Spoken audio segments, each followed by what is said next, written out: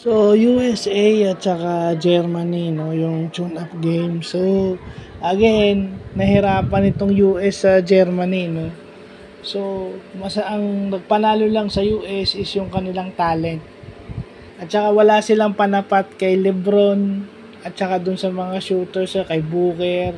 Wala silang panapat kay Drew Holiday individually, sa shooting ni Steph Curry at saka dun sa physical, sa napakalakas na katawan ni LeBron. Pero as far as organized basketball, dun sila lumamang sa US.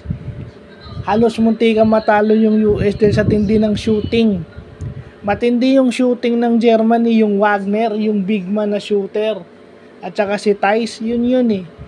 Kasi ang US, marami ring shooter. Lalo, si Embiid yung big man nila shooter. Si Davis is shooter.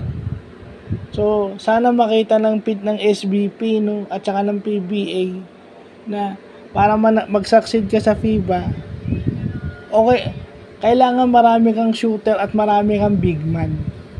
Hindi ka pwedeng kasi kagaya noon, 'di ba? Si Kai is na-injured, 'di ba? Na-injured si Kai. So sinong papalit doon sa ni Kai para hindi naman pagtulungan si Junmar? Yun yung weakness.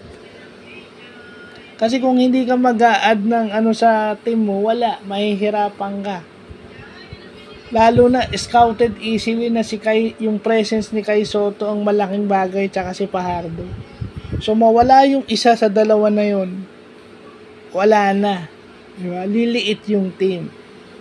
Kasi kagaya yung ginagawa nung ni-stretch lang ng Germany yung depensa ng US on the catch. Kumbaga kahit nakapikit, tumitira sila, pumapasok.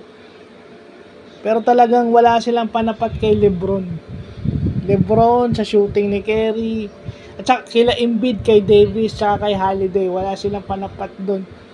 At kahit doon sa mga wings nila, kay Edwards, kay yun. Although meron na tayong shot blocking presence kasi kung makakahanap tayo ng kapalit ni Japet, di ba? Kung maglalaro pa rin si Japet na yun, pero pagtutulungan sila, kaya kailangan natin ng size at kailangan natin ng shooting na meron yung Germany. Remember, 2023 World Cup champions o reigning defending champs itong Germany.